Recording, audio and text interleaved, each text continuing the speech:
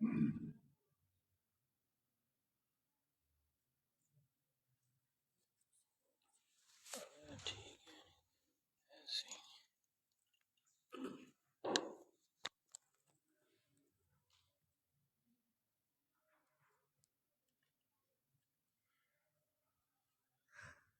پاک کا صفحہ نمبر 72 ہے۔ سورت کا نام سورت النساء، آیت نمبر 12۔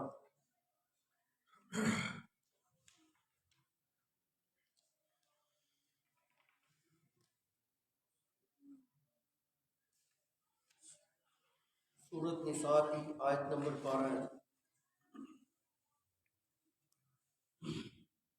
اعوذ باللہ من الشیطان الرجیم، بسم اللہ الرحمن الرحیم۔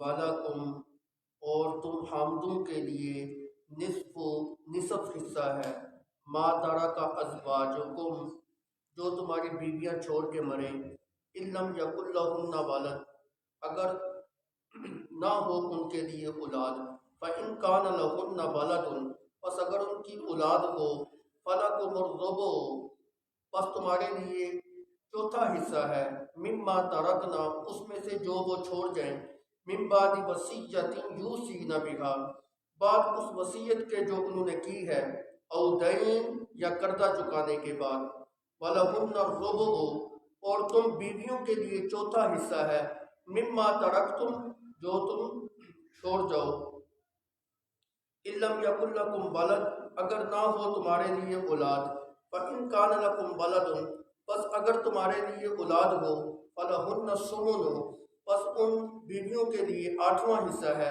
مما ترکتم، جو تم چھوڑ جاؤ، من بعد وصیۃ توصون بہا، بعد اس وصیت کے پورا کرنے کے جو انہوں نے کی ہے، او دین، یا قرضہ چکانے کے بعد، وَإِنْ كَانَ رَجُلٌ يُورَثُ، اور اگر کوئی آدمی ایسا ہے جس کے بال کا وارث بنایا گیا ہے، کلالتن، وہ کلالہ ہے، اب امرأتن، یا وہ عورت کلالہ ہے، وَلَهُ أَخٌ، اور اس کے لیے ایک بھائی ہے، او اختن، یا ایک بہن ہے، فَلِكُلِّ وَاحِدٍ مِّنْهُمَا السُّدُسُ، پس ہر ایک کے لیے ان دونوں میں سے سدس چھٹا حصہ ہے، فَإِنْ كَانُوا أَكْثَرَ مِنْ ذَلِكَ، پس اگر وہ ایک سے زائد بہن بھائی ہیں، فَهُمْ شُرَكَاءُ فِي الثُّلُثِ، تو پھر وہ کل مال کے ایک تہائی حصے میں برابر شریک ہوں گے، من بعد وصیۃ یوصی بہا، بعد اس وصیت کے جو کی جا چکی ہے، او دین، یا قرضہ چکانے کے بعد، غیر مضار، کسی کا نقصان کیے بغیر، وصیۃ من اللہ، یہ اللہ رب العزت کی جانب سے تاکیدی حکم ہے، واللہ علیم حلیم، اور اللہ رب العزت جاننے والے ہیں، حلیم، بردبار ہیں، تلک حدود اللہ، یہ اللہ کی مقرر کی ہوئی حدود ہیں، ومن یطع اللہ ورسولہ، جو شخص اللہ اور اس کے رسول کی اطاعت کرے گا، یدخلہ جنات، اللہ رب العزت اس کو ایسی جنت میں داخل کریں گے، تجری من تحتها الانہار، جس کے نیچے سے نہریں جاری ہوتی ہیں، خالدین فیہا، وہ اس جنت میں ہمیشہ ہمیشہ رہیں گے، وذالک الفوز العظیم، یہی ہے بڑی کامیابی، ومن یعص اللہ ورسولہ، جو شخص اللہ اور اس کے رسول کی نافرمانی کرتا ہے، وَيَتَعَدَّ حُدُودَهُ، اور اس کی حدود کو پھیلانگتا ہے، يُدْخِلْهُ نَارًا، اللہ اس کو آگ میں داخل کرے گا، خالداً فیہا، وہ ہمیشہ ہمیشہ اس میں رہیں گے، وَلَهُ عَذَابٌ مُّہِینٌ، اور ان کے لیے ذلت والا عذاب ہے۔ صدق اللہ العظیم۔ پچھلے درس میں میں نے آپ کو ایک بڑا قیمتی اصول بتایا تھا، شاید کسی کو یاد ہو، دوبارہ جو نہ یاد دہانی کے لیے عرض کر دیتا ہوں۔ ان میں میراث کی تقسیم جو ہوتی ہے اس میں ایک بڑا قیمتی اصول یہ ہے، الاقرب فالاقرب، اس کا مطلب یہ ہے کہ مرنے والے کے قریب ترین جو رشتہ دار ہے نا، سب سے پہلے میراث اس پہ تقسیم کی جائے، جتنا قریب کا رشتہ دار ہوگا مال اس کے اوپر سب سے پہلے جو ہے نا وہ تقسیم کیا حصے میں وہ سب سے مقدم ہوگا، یوں سمجھ، اور قریب کے رشتہ داروں کی موجودگی کے اندر دور والے جو رشتہ دار ہیں ان ان کا حصہ جو ہے نا منسوخ ہو جاتا ہے، ختم ہو جاتا ہے، ان کو کچھ نہیں ملے گا۔ میراث کے سب سے زیادہ حقدار قریبی رشتہ دار ہیں، اور تمام رشتہ داروں میں سب سے زیادہ قریبی رشتہ جو ہوتا ہے وہ بیٹے کا ہوتا ہے، اولاد کا ہوتا ہے۔ جو انسان کی سگی اولاد ہوتی ہے وہ انسان کی سب سے قریبی ترین ہوتی ہے۔ اس کے بعد جو ہے نا سب سے قریب ترین جو ہوتے ہیں وہ ماں باپ ہوتے ہیں۔ اس کے بعد جو قریب ترین ہوتے ہیں رشتہ دار وہ میاں بیوی ہوتے ہیں، بہن بھائی ہوتے ہیں، وغیرہ وغیرہ۔ یہی وجہ ہے کہ قرآن پاک میں جس وقت اللہ رب العزت نے علم میراث کی تقسیم کا آغاز شروع کیا، فرمایا یوصیکم اللہ فی اولادکم للذکر مثل حظ الانثیین، سب سے پہلے جن لوگوں کا حصہ تقسیم کیا گیا ہے وہ اولاد ہے۔ کیوں؟ اولاد سب سے زیادہ جو ہے نا وہ قریب، پھر اس میں اولاد میں جو ہے نا وہ مذکر بھی ہے مؤنث بھی ہے، ان کا حصہ جو ہے نا بتایا گیا۔ پھر اس کے اندر ایک بھی ہے، ایک سے زیادہ بھی اولاد ہو سکتی ہے، ان کا حصہ الگ الگ جو ہے نا وہ بتایا گیا کہ بیٹی ایک ہو تو اس کا کتنا حصہ ہے، ایک سے زائد ہو تو اس کا کتنا حصہ ہے، ساتھ بیٹا آ جائے تو پھر جو ہے نا کیا تقسیم ہے۔ یہ باتیں آپ پچھلے جو ہے نا وہ درس کے اندر جو ہے نا سماعت فرما چکے ہیں۔ پھر اس کے بعد جو ہے نا والدین جو ہے نا اس کے بعد سب سے قریبی ہیں، ولی ابویہ لکل واحد منہما السدس، پچھلے درس کے اندر آپ ان کا بھی جو ہے نا وہ سن چکے ہیں کہ ان کا حصہ جو ہے نا وہ کیسے کیسے جو ہے نا وہ آئے گا۔ اولاد اور والدین کے بعد جو قریب ترین رشتہ جو بنتا ہے نا وہ میاں بیوی کا بنتا ہے۔ یہی وجہ ہے کہ اولاد اور والدین کے بعد اللہ رب العزت نے علم میراث میں تیسرے نمبر پہ جو تقسیم کی ہے وہ میاں بیوی کے حصوں کی تقسیم جو ہے نا وہ کی ہے۔ اور میاں بیوی جو ہوتے ہیں ان کی بھی پھر آگے دو قسمیں ہیں۔ دیکھا جائے گا اولاد ہے کہ نہیں ہے۔ اگر خاوند کا حصہ نکالنا ہے نا تو سب سے پہلے یہ دیکھا جائے گا کہ فوت ہونے والی بیوی ہے، اس بیوی کی اولاد ہے کہ نہیں ہے۔ اگر اولاد ہے تو پھر خاوند کا کچھ اور حصہ ہے، اگر اولاد نہیں ہے تو پھر کچھ اور حصہ ہے۔ اسی طرح بیوی کے متعلق بھی یہ دو چیزیں جو ہے نا وہ دیکھی جاتی ہیں کہ اگر بیوی کو ترکے میں حصہ دینا ہے اور خاوند کی وفات جو ہے نا وہ ہو رہی ہے تو بیوی کو جو حصہ دینا ہے اس کی دو قسمیں ہیں۔ دیکھا جائے گا خاوند کی اولاد ہے کہ نہیں ہے۔ اگر خاوند کی اولاد ہے تو بیوی کو کچھ اور حصہ ملے گا، نہیں ہے تو کچھ اور ملے گا۔ یہ چار قسمیں ہوں گی، دو کا تعلق خاوند کے ساتھ، دو کا تعلق بیوی کے ساتھ۔ اولاد ہے کچھ اور حصہ ہے، اولاد نہیں ہے تو کچھ اور حصہ ہے۔ بیوی کے بھی یہی دو جو نا وہ چیزیں ہیں، اولاد ہے خاوند کی تو بیوی کو کچھ اور ملے گا، نہیں ہے تو کچھ اور ملے گا۔ پھر دوسری بات اس کے اندر بڑی قابل توجہ جو بات ہے وہ یہ ہے کہ اولاد کس میں ہوگی؟ انہی دونوں میاں بیوی کی اولاد ہوگی؟ نہیں، یہ کچھ ضروری نہیں ہے۔ بسا اوقات یہ ہوتا ہے کہ بیوی جو ہے وہ فوت ہوئی ہے، اس کے ترکے میں سے خاوند کو حصہ دینا ہے، لیکن بیوی کی پہلے کسی اور جگہ پہ شادی ہوئی تھی، وہ جو پہلا اس کا خاوند ہے اس میں سے اس کی اولاد ہے۔ اب اس میں سے اس کی اولاد ہے تو اولاد تو اس کی ہوگی، چاہے اس خاوند میں سے ہو چاہے جو ہے کسی اور خاوند میں سے ہو۔ اولاد جب ہوگی تو بیوی کے خاوند کے حصے کے اندر جو ہے وہ فرق آ۔ تو ان ساری چیزوں کو ملحوظ خاطر رکھتے ہوئے اب جو ہے نا آپ اوپر دیکھیں، اللہ رب العزت فرما رہے ہیں وَلَكُمْ نِصْفُ مَا تَرَكَ أَزْوَاجُكُمْ، اور تمہارے لیے، یہاں تمہارے سے مراد خاوند ہے، تم خاوندوں کے لیے نصف ہے ما ترکا، جو چھوڑ کے جائیں، ازواجکم، تمہاری بیویاں، جو مال تمہاری بیوی چھوڑ کے جائے اس میں سے تم خاوندوں کا کتنا حصہ ہے؟ نصف حصہ ہے۔ لیکن شرط یہ ہے اِلَّمْ يَكُنْ لَهُنَّ وَلَدٌ، اگر ان کی اولاد نہیں ہے، اگر ان کی اولاد نہیں ہے تو پھر جو ہے نا خاوند کو کتنا حصہ دیا جائے گا؟ نصف حصہ جو ہے نا وہ دیا جائے گا۔ اب وہ اولاد اس خاوند میں سے ہو یا سابقہ شوہر سے ہو، اگر اس کی اولاد بالکل نہیں ہے تو پھر تو نصف ملے گا۔ لیکن فَإِنْ كَانَ لَهُنَّ وَلَدٌ، پس اگر اس کی اولاد ہے چاہے اس خاوند سے چاہے سابقہ شوہر سے، فَلَكُمُ الرُّبُعُ، پھر نصف نہیں ملے گا، پھر کل مال کے 4 حصے جو ہے نا وہ بنا لیے جائیں گے، چوتھائی حصہ جو ہے نا اس خاوند کو جو ہے نا وہ دیا جائے گا۔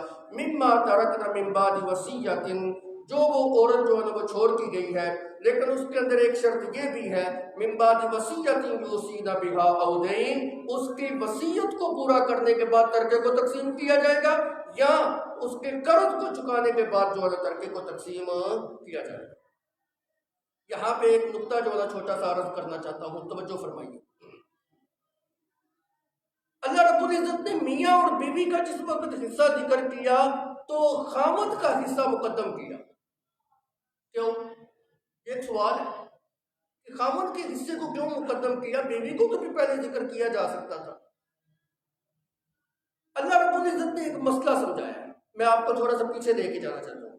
جس وقت ترکے کی تقسیم کا آغاز ہوا تو وہاں پہ انسان غور کرے نا، یوصیکم اللہ فی اولادکم للذکر مثل حظ الانثیین، مؤنث کا ذکر بعد میں ہے، مذکر کا ذکر پہلے ہے۔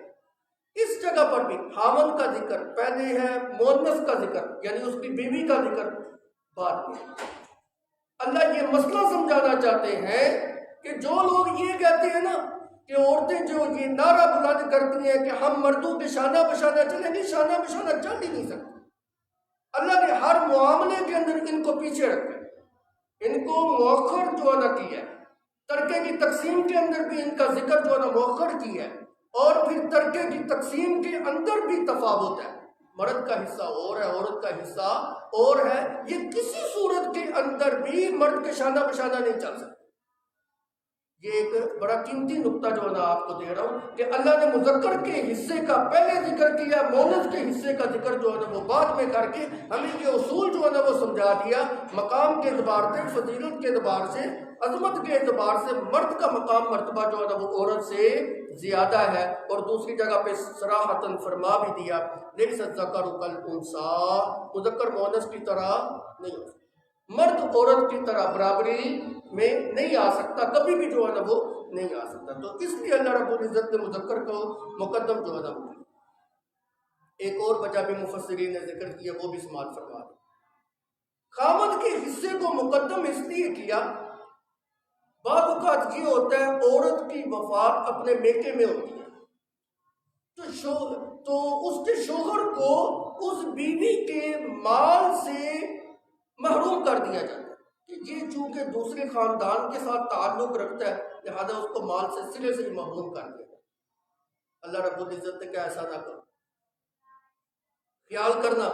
بتا اوقات وہ ہوتا ہے نا کہ عورت بھی میکے گئی ہو، اس کا مال بھی جو ہے وہ میکے میں ہوتا ہے، مثال کے طور پہ زیورات پہن کے ادھر گئی ہوئی ہے، سب سے قیمتی چیز تو آج کل سونا ہے، زیور ہے، ادھر جو ہے نا وہ گئی ہوئی ہے، اب اس کا مال بھی ادھر ہے، تو اس کی وفات کے بعد جو ہے میکے والے کہیں اس کے خاوند کو محروم نہ کر دیں، اس لیے جو ہے نا شریعت نے، اللہ رب العزت نے خاوند کا حصہ جو ہے نا وہ پہلے ذکر کیا کہ تمہارے ذہن کے اندر یہ خیال بھی نہیں آنا چاہیے اس عورت کی وفات کے بعد دیکھو اس کی اولاد ہے کہ نہیں ہے، اگر اس کی اولاد ہے تو پھر اس کو ربع دیا جائے گا، اگر اولاد نہیں ہے تو نصف حصہ جو اس کا حق بنتا ہے اس کو جو ہے نا اس کے سپرد کیا جائے۔ اس لیے اللہ رب العزت نے اس کا ذکر جو ہے نا وہ پہلے کیا۔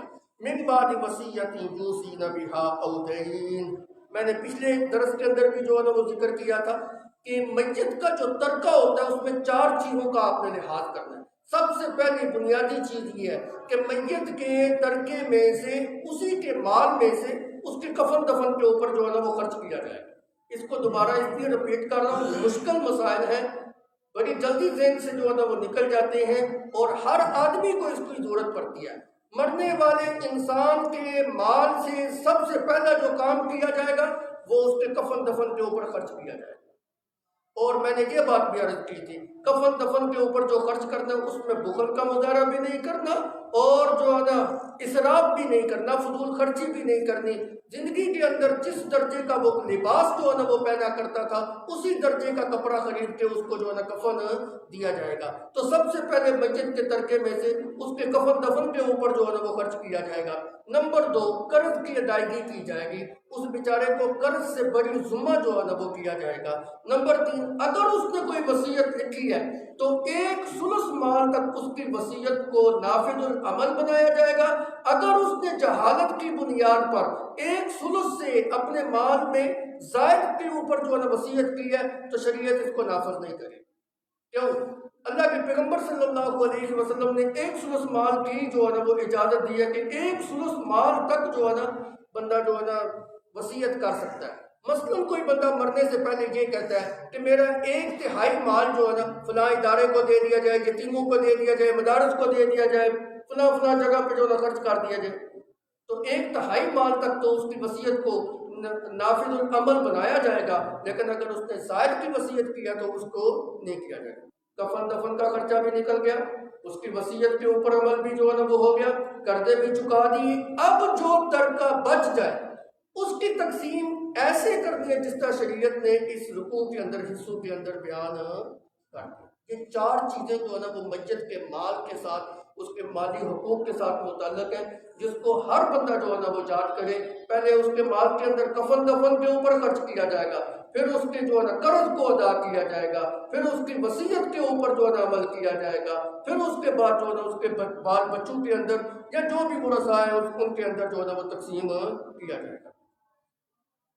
ایک اور بڑا قیمتی مسئلہ جو ہے نا وہ سمجھ لیجیے گا. بس اوقات جو بھی ہوتا ہے جی، بندے نے ساری زندگی اپنی بیوی کے ساتھ گزار دی ہوتی ہے، اس کو حق مہر کی ادائیگی نہیں کی ہوتی. یہ جو حق مہر ہوتا ہے نا، اصل کے اندر جو انسان اپنی بیوی سے فوائد اٹھاتا ہے، نفع اٹھاتا ہے، صحبت کرتا ہے، اس کے عوض کے اندر ہوتا ہے. ساری زندگی آپ اس سے نفع اٹھاتے رہے، ساری زندگی آپ اس سے اولاد حاصل کرتے رہے، اور جو قلیل مال اس کو دینا تھا جو شریعت نے مقرر کیا تھا وہ بھی نہیں دیا. اتنے ظلم کی بات ہے. اچھا اگر نہیں نہ دیا تو شریعت کہتی ہے یہ بھی اس کے اوپر قرض ہے. اگر وہ مر گیا اس حالت کے اندر تو مقروض مرا. اور میں نے پچھلے درس کے اندر بھی یہ بات عرض کی تھی، مقروض کی نماز جنازہ اللہ کے پیغمبر نے نہیں پڑھی. خواہ وہ مقروض اپنی بیوی کا کیوں نہ ہو، حق مہر کی صورت میں. اب تقسیم ترکے کی کیسی ہوگی؟ اب تقسیم ترکے کی یوں ہوگی کہ اس کے مرنے کے بعد اس کے مال میں سے کفن دفن کا جو ہے وہ نکالا جائے گا، خرچہ نکالا جائے گا. اس کے بعد جو ہے نا اس کا قرض ادا کیا جائے گا، اور قرض کی ادائیگی کے اندر اس کی بیوی جو اس کے حق مہر اس نے ابھی تک وصول نہیں کیا وہ وصول کرے گی. وصول کرنے کے بعد اس کی وصیت کے اوپر عمل کیا جائے گا. پھر ماں باقی یا ترکہ جس وقت تقسیم کیا جائے گا اس کی بیوی کا الگ حصہ جو ہے نا وہ مہر کا حصہ الگ ہے، اور ترکے کی تقسیم میں عورت کا حصہ الگ ہے. یہ بات ذہن کے اندر رکھیں. کیوں؟ وہ مہر الگ چیز ہے اور ترکہ الگ. اب جو ڈبل حصہ اس کو جو ہے وہ دینا پڑے. اس کے بعد جو ہے نا وہ فرمایا وَلَهُنَّ الرُّبُعُ مِمَّا تَرَكْتُمْ إِن لَّمْ يَكُن لَّكُمْ وَلَدٌ. یاد رکھیے اس کی بڑی سخت وعیدات ہے. انسان جب حدیث پڑھتا ہے نا انسان کے رونگٹے کھڑے ہو جاتے ہیں. میں ایک حدیث کے اندر پڑھ رہا تھا، آپ کو ایک بڑا عجیب مسئلہ بتاتا ہوں.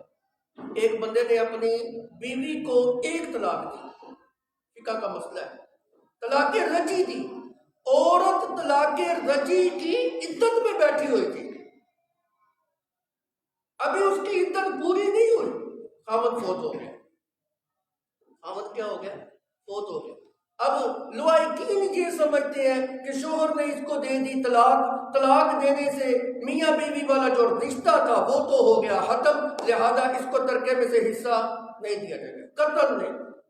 جب تک عورت عدت کے اندر بیٹھی ہوئی ہے اتنی دیر تک وہ اس کے نکاح میں شامل ہے. رجوع کا حق جو باقی ہے. طلاق رجی اس نے دی ہے تو طلاق مغلظہ تو نہیں. بلکہ اگر خدا نخواستہ خامد نے اپنی بیوی کو طلاق مغلظہ دی ہے، فقہا کہتے ہیں اگر طلاق مغلظہ کی وہ عدت گزار نہیں تھی، اس عدت کے دوران اگر خامد فوت ہو گیا ہے تو پھر بھی جو ہے نا اس کی بیوی کو ترکے میں حصہ دیا جائے. یہ تو پھر طلاق رجی ہے. حدیث مبارکہ کے اندر آتا ہے ایک آدمی جو غیلان بن سلمہ رضی اللہ تعالیٰ عنہ صحابی رسول ہیں، انہوں نے جس وقت اسلام کو قبول کیا تھا نا تو انہوں نے 10 نکاح کیے ہوئے تھے. اللہ کے پیغمبر صلی اللہ علیہ وسلم کے پاس آئے. آپ نے فرمایا شریعت میں اللہ تعالیٰ نے 4 شادیوں کی اجازت دے رکھی ہے. 10 میں سے جو 4 عورتیں تجھے پسند ہے نا ان کو اپنے پاس ٹھہرا لیں، باقی 6 کو طلاق دے۔ غلام بن سلمہ رضی اللہ تعالیٰ عنہ نے اللہ کے پیغمبر صلی اللہ علیہ وسلم کی بات کے اوپر عمل کرتے ہوئے ایسے کیا کہ 4 عورتوں کو اپنے پاس بیوی بنا کے رکھ لیا، 6 عورتوں کو فارغ کر دیا، طلاق جو ہے نا وہ دے دی۔ اب جو 4 عورتیں آپ کے پاس جو تھیں نا، جس وقت مرد الوفات نبی علیہ الصلوۃ والسلام کی وفات ہو گئی، حضرت ابوبکر کا دور خلافت بھی ختم ہو گیا، حضرت عمر فاروق کا دور خلافت جو ہے نا وہ شروع ہوا۔ حضرت عمر فاروق کے دور خلافت میں یہ مرد الوفات کے اندر جو ہے نا مبتلا ہو گئے۔ انہوں نے کیا کیا، جس وقت بالکل وفات کا وقت قریب تھا نا، اپنی 4 بیویوں کو طلاق دے کے اپنے جمیع مال کو اپنے بیٹوں کے اندر تقسیم کر دیا۔ حضرت عمر فاروق کو جس وقت پتہ چلا بڑا غصہ چڑھا، اور آپ جو نا ان کے پاس آ گئے۔ آپ نے کہا مجھے یہ محسوس ہوتا ہے کہ شیاطین جو ہے نا وہ آسمان کے اوپر جاتے ہیں اور ملا اعلیٰ کی مجلس سے باتیں سن کے آ جاتے ہیں، ان میں سے کسی شیطان نے اوپر کی مجلس سے تیری موت کی خبر جو ہے نا وہ سن کے آ کے تیری کان میں پھونک ماری ہے کہ تیرا موت کا وقت قریب ہے۔ تو اپنے بیویوں کو وراثت سے محروم کرنے کے لیے تو نے ان کو طلاق دے دی ہے اور اپنے بیٹوں کے اندر مال کو تقسیم کر دیا۔ خبردار، میں تمہیں وارننگ دے رہا ہوں، اپنی 4 بیویوں کے ساتھ رجوع کرو اور اپنے بیٹوں سے مال واپس لے کر جو جس کا حصہ بنے گا اس کو جو دو۔ اور اگر تم نے ایسا نہ کیا تو میں تمہارا مال زبردستی لے کے جو ہے تمہاری بیویوں کے اندر تقسیم کر دوں گا اور تمہارا حشر وہ کروں گا جو ابو دغال کے ساتھ ہوا۔ ابو دغال جو تھا نا، زمانہ جاہلیت قبر کے اوپر جا کے انہوں نے پتھر برسائے تھے۔ حضرت عمر فاروق نے کہا اگر تم اوپر جا کے سنگریزے جو ہے نا برساؤ گا۔ اتنی سخت وعیدات ہے کسی کو جان بوجھ کر مال سے محروم کرنے کی، خاص طور پہ اپنی بیویوں کو، جو شریعت نے جس کا جو حصہ جو ہے نا وہ مقرر کیا وہ اس کو جو دے۔ تو فرمایا وَلَكُنَّ الرُّبُعُ مِمَّا تَرَكْتُمْ إِن لَّمْ يَكُن لَّكُمْ وَلَدٌ، اگر اولاد نہیں ہے تو ان کے لیے جو نا 4تھا حصہ ہوگا، اور اگر اولاد ہے فَإِن كَانَ لَكُمْ وَلَدٌ، اگر اولاد ہے فَلَهُنَّ الثُّمُنُ، پھر 8واں حصہ جو نا ان کے لیے ہوگا، مِمَّا تَرَكْتُم مِّن بَعْدِ وَصِيَّةٍ تُوصُونَ بِهَا أَوْ دَيْنٍ، اس وصیت کے پورا کرنے کے بعد یا قرض کو جو ہے نا وہ چکانے کے بعد۔ یہ جو بار بار لفظ آ رہا ہے نا وصیت کو پورا کرنا اور قرض کو چکانا، یاد رکھیے وصیت 2 طرح کی ہوتی ہے۔ ایک وصیت وہ ہوتی ہے جو فرض کے درجے میں ہوتی ہے، ایک وصیت وہ ہوتی ہے جو مستحب استحبابی درجے کے اندر ہوتی ہے۔ فرض وصیت یہ ہوتی ہے کہ کوئی بندہ مرنے سے پہلے اپنی آل اولاد لواحقین ورثاء کو یہ کہہ کے جاتا ہے بھائی میرے ذمے اتنی نمازیں قضا ہو گئی تھی، رہ گئی ہیں، ان کا فدیہ تم نے دینا ہے، اتنے میرے روزے رہ گئے ہیں اس کا فدیہ تم نے دینا ہے، میرے اوپر جو فرض حج تھا وہ رہ گیا جی اس کا جو نا حج بدل کروا دینا وغیرہ وغیرہ، اس کا فدیہ جو ہے نا وہ دے دینا، یہ فرض ہے۔ یا میرے اوپر فلاں کا قرض ہے جی وہ چکا دینا، یہ وصیت کرنا جو ہے نا فرض ہے۔ اور ایک وصیت کا درجہ جو ہے نا استحبابی ہے، وہ کیا ہے جی کہ فلاں بندے کو میرے مال سے اتنے پیسے جو ہے نا وہ دے دینا، اس کا حق نہیں بنتا، بس اللہ کی رضا کے لیے جو ہے نا اس کو دے دینا تاکہ میری آخرت سنور جائے، میرے نامہ اعمال میں کوئی نیکی جو ہے نا وہ آ جائے۔ یہ استحبابی درجہ ہے۔ اللہ کے پیغمبر صلی اللہ علیہ وسلم نے یہ بات کہی ہے کہ اللہ رب العزت نے اگر کسی کے اوپر مالی صورت میں نعمتیں جو نا اس کو دی ہوئی ہوں تو مرنے سے پہلے اس کو چاہیے کہ اپنی نیکی والے اعمال اور کھانے کو جو ہے نا وہ پر کرے، اپنے ہاتھ سے جو آپ خرچ کر کے جائیں گے نا اس کا فائدہ بھی ہوگا۔ پچھلوں کا کیا پتہ ہے، میرے پاس کیا گارنٹی ہے میرے مرنے کے بعد میری اولاد میرے مال سے اللہ کو جو ان کے لیے خرچ کرے گی، کوئی گارنٹی نہیں۔ میرے مرنے کے بعد تو وہ کہیں گے تقسیم کرو جی، بس ہر کوئی اپنا اپنا حصہ دے کے اپنے اپنے راہ پہ ہو جائے گا، کسی کو کیا ضرورت ہے میرے لیے جو ہے وہ خرچ کرے۔ اس لیے اپنا مال اپنے ہاتھ سے جو ہے نا وہ خرچ کر کے جائے۔ لیکن یاد رکھیے اللہ کے پیغمبر صلی اللہ علیہ وسلم نے یہ جو استحبابی درجہ وصیت کا ہے یہ اپنے کل مال میں سے 1/3 تک وصیت کر سکتے ہیں، اس سے زائد۔ مثال کے طور پہ کل ترکہ اگر 3 لاکھ ہے نا، 1 لاکھ کی آپ وصیت کر سکتے ہیں، 3 لاکھ کی نہیں کر سکتے۔ اور اللہ کے پیغمبر صلی اللہ علیہ وسلم نے فرمایا کہ اپنے ورثاء کو غنی چھوڑ کے جاؤ، یہ نہ ہو کہ تیرے مرنے کے بعد وہ ہاتھ پھیلاتے رہے، ایسا نہ کرو۔ ہاں اگر سارے ورثاء جو ہے نا وہ خوش ہوں، باہمی رضامندی کے ساتھ کہ ٹھیک ہے جی باپ نے جہالت کی بنیاد پر جو ہے نا بے شک وصیت زیادہ کی کر دی ہے، ہم بھی جو ہے نا اس کے اوپر خوشی کا اظہار کرتے ہوئے کر دو جی، تو پھر جو ہے نا کچھ جواز ملتا ہے، مگر نہ کوئی جو ہے نا وہ جواز کی صورت نہیں ہے۔ وَإِنْ كَانَ رَجُلٌ يُورَثُ كَلَالَةً، یہاں سے کلالہ کے احکام جو ہے نا وہ شروع ہو گئے۔ یاد رکھیے کلالہ کس کو کہتے ہیں؟ کلالہ کلال سے ہے، کال سے ہے، اس کا لفظی معنی ہوتا ہے تھک جانا، ہار جانا، عاجز آ جانا، یہ ذوق کی طرف جو ہے اشارہ ہوتا ہے۔ اور اصطلاح علم میراث کے اندر کلالہ اس چیز کا نام ہے کہ جس بندے کا باپ بھی نہ ہو بیٹا بھی نہ ہو، جس کے اصول بھی نہ ہو فرو بھی نہ ہو، اصول باپ دادا پر دادا اوپر چڑھتے جائیں، اور فرو بیٹا پوتا پر پوتا لکڑ پوتا شکر پوتا نیچے کی سطح پہ جو ہے نا وہ آپ چلتے جائیں، جس کی اوپر کی لڑی بھی نہ ہو نیچے کی لڑی بھی نہ ہو، اس کو علم میراث کے اندر جو ہے نا کلالہ کہتے ہیں۔ لیکن ارد گرد کے رشتہ دار بہن بھائی ہو وغیرہ وغیرہ جو ہے نا چچا داد ہو، پھپھو داد ہو، مامی داد ہو، لیکن جو اوپر کی جو اس کے نسبی رشتے ہیں نا باپ دادا پر دادا بیٹا بہت، یہ جو ہے نا اس کے جو ہے نا وہ نہ ہو، اس کو جو ہے نا وہ کلالہ کہتے ہیں۔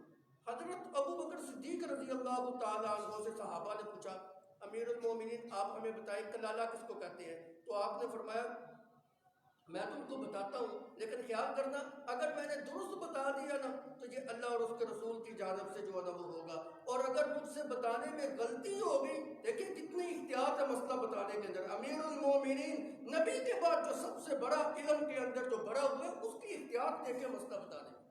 آج ہم سے کوئی مسئلہ پوچھے نا ہم بے خوف ہو گئے، بے شک ہم غلطی بتائیں گے اس کو بتائیں گے ضرور جی۔ علماء کو احتیاط کرنی چاہیے مسئلہ بتانے کے اندر، جو مسئلہ نہیں آتا کھل کے کہہ دیں مجھے اس وقت علم نہیں ہے بعد میں دیکھ کے بتاؤں گا، یہ کیا ہوئی بات کہ نہیں آتا تو بس بتانا ہی بتانا جی، اس وقت شرمندگی سے اپنے آپ کو بچانے کے لیے غلط سلط جو منہ میں آیا جو ہے نا وہ بول دیا۔ حضرت ابو بکر صدیق نے کیا فرمایا؟ آپ نے فرمایا کلالہ کی تعریف کرتا ہوں لیکن اگر درست ہوگی تو اللہ اور اس کے رسول کی جانب سے ہوگی، اور اگر غلط ہوئی تو میری طرف سے اور شیطان کی طرف سے ہوگی۔ پھر آپ نے فرمایا کلالہ اس کو کہتے ہیں جس کی آل اولاد بھی نہ ہو اور جس کا باپ دادا میں سے بھی کوئی نہ ہو۔ آپ کی وفات ہو گئی، بعد میں حضرت عمر فاروق رضی اللہ تعالیٰ عنہ کا دور خلافت آیا، صحابہ نے آپ سے بھی پوچھا امیر المومنین ہمیں بتائیے کلالہ کسے کہتے ہیں؟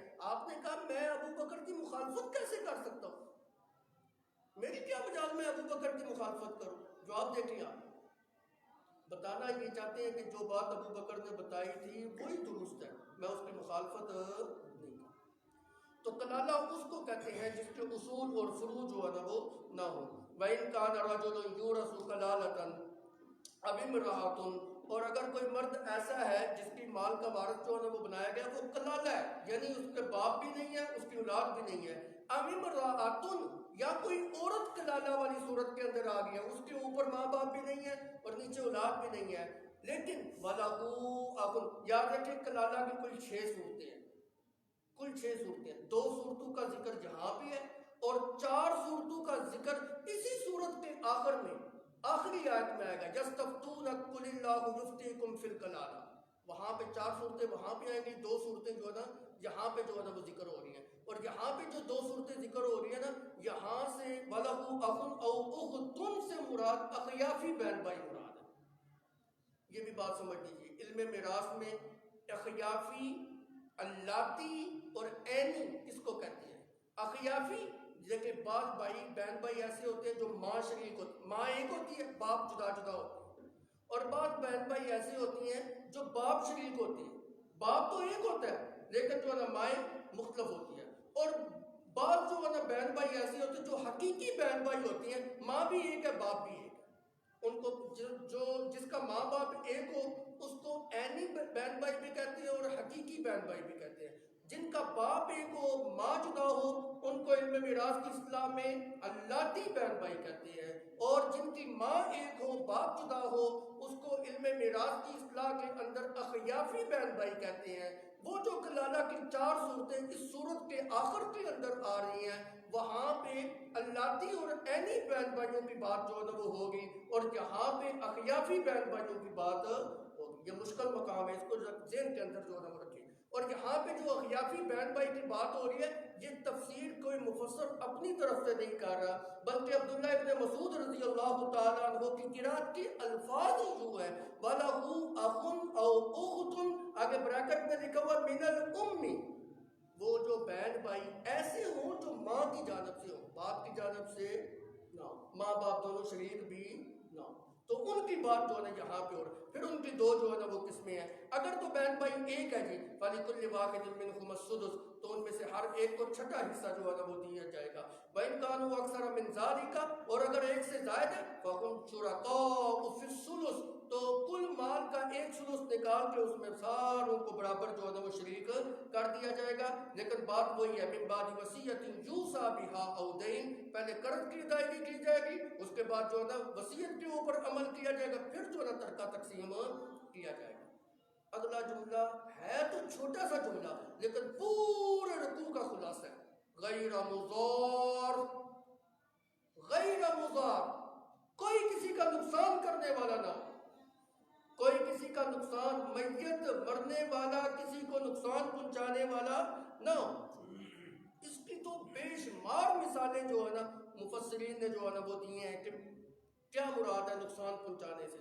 مثال کے طور پہ مرنے والا مرنے سے پہلے 1/3 سے زائد کی وصیت کر دیتا ہے، مقصد یہ ہے کہ ورثاء کو کم ملے گی، تو یہ ان کا نقصان جو ہے نا وہ کر رہا ہے۔ اسی طرح مرد الموت کے اندر جان بوجھ کر اقرار کرتا ہے کہ فلاں بندے نے جو میں نے فلاں بندے کا 1 لاکھ روپیہ دینا ہے، حالانکہ دینا کوئی نہیں ہے، صرف اپنی جو ہے نا اولاد کو اور ورثاء کو محروم کرنا چاہتا ہے۔ اب بندہ سوچتا ہے یار اولاد کو کون محروم کرتا ہے، لیکن یہ بات ہے بعض اوقات ایسا ہوتا ہے ماں باپ کی اولاد کے ساتھ نہیں لگتی، اپنی اولاد کو بندہ محروم کرتا ہے۔ بسا اوقات یوں ہوتا ہے حقیقی اولاد ہوتی نہیں، ورثاء بھتیجوں میں بندہ ہوتا ہے، بندہ کیا کرتا ہے بھتیجوں کو محروم کرنے کے لیے کہہ دیتا ہے میں نے تو فلانے کا اتنا قرضہ دینا ہے جی، میرے مرنے کے بعد اس کو قرض جو ہے نا وہ دے دینا۔ اب جس کا قرضہ جو ہے نا وہ مانا ہوا ہے اس کا جو ہے نا اس کو نوازا جا رہا ہے اور اس کو محروم کیا جا رہا ہے، غیر مضار، اس کا نقصان نہ جو ہے نا وہ کرنا ہو۔ اگر نقصان کرنے والی بات جو ہے نا آئے گی تو پھر جو ہے نا ان اللہ جو ہے نا مجرم بنے گا۔ اسی طرح جو نا اپنے میراث کے متعلق جو نا اپنے مال کے متعلق کہتا ہے یہ تو میرے پاس فلاں کی امانت پڑی ہوئی ہے جی، اب لوگ یہ سمجھیں گے یہ تو امانت کا مال ہے اس کا اپنا ہے یہ تقسیم نہیں کریں گے، یہ بھی غلط ہے، یہ غیر مضار کے اندر جو ہے نا وہ آتا ہے۔ تو اس کی بہت ساری مثالیں جو ہے نا وہ دی ہیں، شریعت نے اس بات سے جو ہے نا منع کیا ہے۔ مرد الموت میں اس طرح لواحقین کو نقصان دینا اور پہنچانا قطعاً جو ہے نا وہ جائز نہیں ہے۔ نبی صلی اللہ علیہ وسلم کی بڑی سخت وعیدات ہے، آپ صلی اللہ علیہ وسلم کی ایک روایت ہے، آپ نے فرمایا کہ لوگ کچھ ایسے ہوتے ہیں 60 سال تک اللہ کی عبادت میں مشغول رہتے ہیں اور مرد الوفات کے اندر اپنے لواحقین اور ورثاء کو نقصان پہنچا جاتے ہیں اور پھر اسی وجہ سے اللہ ان کو جہنم کے اندر گراتا ہے۔ اور ایک روایت کے اندر اللہ کے پیغمبر صلی اللہ علیہ وسلم نے فرمایا جو انسان وارثوں کی میراث کو کاٹے گا اللہ قیامت کے دن اس کا جنت کے اندر اتنا حصہ جو ہے نا وہ کاٹ دے گا۔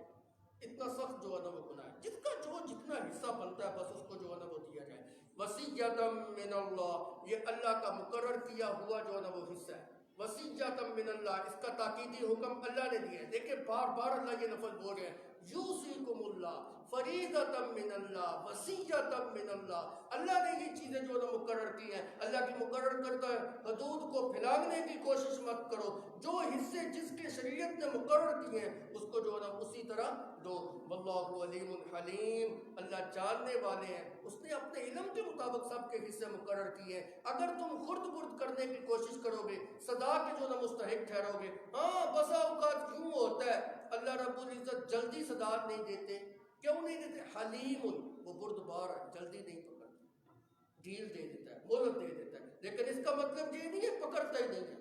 اگر دنیا کے اندر بچ بھی گئے آگے جا کے تو حساب کتاب جو ہے نا وہ دینا ہے. بس جی یہاں تک یہ بات جو ہے نا ختم ہو گئی. آگے ایک بشارت ہے اور ایک تخویف ہے. تلک حدود اللہ، یہ اللہ کی حدود ہے، یہ اللہ کی مقرر کی ہوئی حدود ہے. تلک حدود اللہ، میں اس کا معنی جو کہتا ہوں یہ باؤنڈری لائن ہے. باؤنڈری لائن سمجھتے ہیں نا؟ مثال کے طور پہ یہ پاکستان اور انڈیا کی سرحد ہے، دونوں طرف فوجی کھڑے ہیں، جس نے باؤنڈری لائن کراس کی سیدھا فائر ہے. اگر باؤنڈری لائن کے اندر اندر رہو گے تو پھر اس ملک کا حاکم آپ کی جان، مال، عزت، آبرو، آپ اولاد ساری چیزوں کو تحفظ فراہم کرے. اللہ کہیں گے میری دین اسلام کے اندر رہو گے میں تمہیں تحفظ فراہم کر کے جنت کا وارث جو ہے بنا دوں گا. اگر پھیلانے کی کوشش کرو گے تو پھر آگے وعید جو ہے وہ آ رہی ہے کہ یدخلہ نارا خالدا فیہا. یہ باؤنڈری لائن ہے. اللہ رب العزت نے اس کو کراس کرنے کی اجازت قطعاً جو ہے وہ نہیں دی. تلک حدود اللہ، یہ اللہ کے مقرر کی ہوئی حدود ہیں. ومن یطع اللہ ورسولہ، جو اللہ اور اس کے رسول کی اطاعت کرتا ہے، یدخلہ جنات تجری من تحتها الانہار خالدین فیہا، اللہ اس کو جنت کے اندر داخل کریں گے، ہمیشہ ہمیشہ اس جنت کے اندر رہے گا جس کے نیچے جو نہریں جاری ہے. وذالک الفوز العظیم، جس کو جنت مل گئی حقیقی کامیابی اس کا مقدر ہو. جو دنیا کی کامیابی تو ہم سمجھتے ہیں روپے پیسے کے ساتھ ہے، دولت کے ساتھ ہے، فلان چیز کے ساتھ ہے، ٹھاٹ باٹ کے ساتھ ہے، گاڑی کے ساتھ ہے، عمدہ مکان کے ساتھ ہے. اللہ کہتے ہیں اس کی کامیابی نہیں ہے جس نے دنیا کے اندر اپنی کوٹھیاں بنا لی، دولتیں سمیٹ لی، گاڑیاں بنا لی، اپنی ٹھاٹ باٹ اور باہ کرا لی. حقیقی کامیابی اس بندے کا مقدر ہے ذالک الفوز العظیم، جو جنت کے اندر داخل ہو. اور پیچھے آپ نے چند رکوع پیچھے آپ نے ایک آیت پڑھی تھی، من زحزح عن النار فقد ادخل الجنت فقد فاز، جو جہنم سے بچا لیا گیا، جہنم کی آگ سے بچا لیا گیا، بس سمجھو کہ وہ بندہ جو ہے حقیقی کامیاب. ومن یعص اللہ ورسولہ ویتعد حدودہ یدخلہ نارا خالدا فیہا، جس نے اللہ اور اس کے رسول کی نافرمانی کی. یہاں نافرمانی کیا ہے کہ ورثاء کے حصوں میں خرد برد کرتا ہے، ان کو محروم کرتا ہے، اپنے بہنوں کا حصہ نہیں دیتا، بیٹیوں کو صحیح طریقے سے حصہ جو ہے وہ نہیں دیتا. وَمَن يَعْصِ اللَّهَ وَرَسُولَهُ وَيَتَعَدَّ حُدُودَهُ، اور اس حدود کو جو ہے وہ پھیلانے کی کوشش کرتا ہے. اللہ کہتے ہیں يُدْخِلْهُ نَارًا خَالِدًا فِيهَا، ہمیشہ ہمیشہ اس کو جہنم کی آگ کے اندر پڑا رہنا پڑے گا. وَلَهُ عَذَابٌ مُّهِينٌ، اور جہنم کا جو عذاب ہے وہ بڑا ذلت والا عذاب ہے، بڑا جو ہے رسوا کرنے والا عذاب ہے. اللہ ہم سب کو اس عذاب سے بچنے کی توفیق عطا فرمائے. ربنا